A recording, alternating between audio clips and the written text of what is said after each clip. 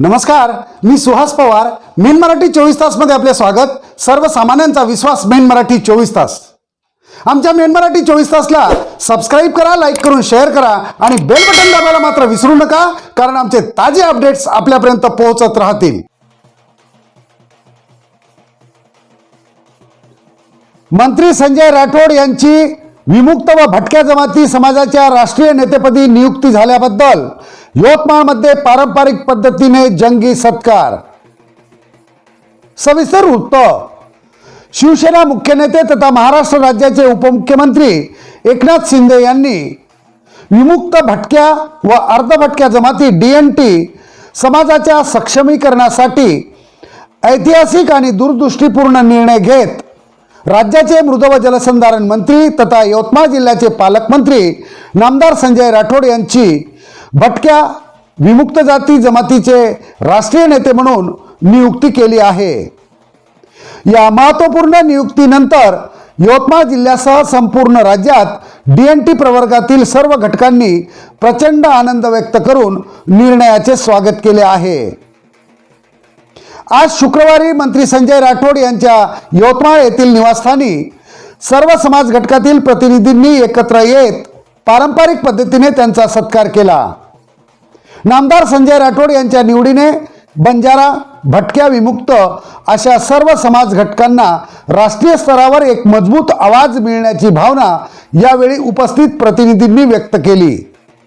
तसेच या निवडीमुळे अनेक वर्षांपासून प्रलंबित असलेल्या प्रश्नांना न्याय मिळून या घटकांचा सामाजिक, शैक्षणिक आणि आर्थिक प्रगतीत भर होईल असा विश्वास आणि आशावाद यावेळी व्यक्त करण्यात आला. या सत्कार प्रसंगी श्रीधर मोहोड, जिल्हा प्रमुख गजानन डोमाळे, यशवंत पवार, समन्वयक संजय हातगावकर, युवासेना जिल्हा प्रमुख प्रद्युम्न जवळकर, आदिवासी आघाडीचे सुरेश चिंचोळकर, संजय सिल्लेवाड, सचिन महल्ले, निलेश बेलोकार यांच्यासह शिवसेना पदाधिकारी आणि शिवसैनिक मोठ्या संख्येने उपस्थित होते. शिवसेनेकडून स्पष्ट करण्यात आले आहे की हा निर्णय केवळ एका पदनियुक्तीपुरता मर्यादित नसून देशातील अनेक वर्षांपासून दुर्लक्षित राहिलेल्या मोठ्या सामाजिक घटकाला सामाजिक, आर्थिक आणि राजकीय मुख्य प्रवाहात आणण्याच्या व्यापक दृष्टिकोनाचा भाग आहे. देशभरात विमुक्त भटक्या व अर्धभटक्या समाजाची लोकसंख्या अंदाजे 12 ते 15 कोटी असून एकट्या महाराष्ट्रात हा आकडा जवळपास 2 ते 2.5 कोटी इतका आहे. एवढी मोठी लोकसंख्या असूनही आज समाज शिक्षण, आरोग्य, रोजगार, निवास, जात प्रमाणपत्र, आरक्षण आणि मूलभूत सुविधांपासून मोठ्या प्रमाणावर वंचित आहे.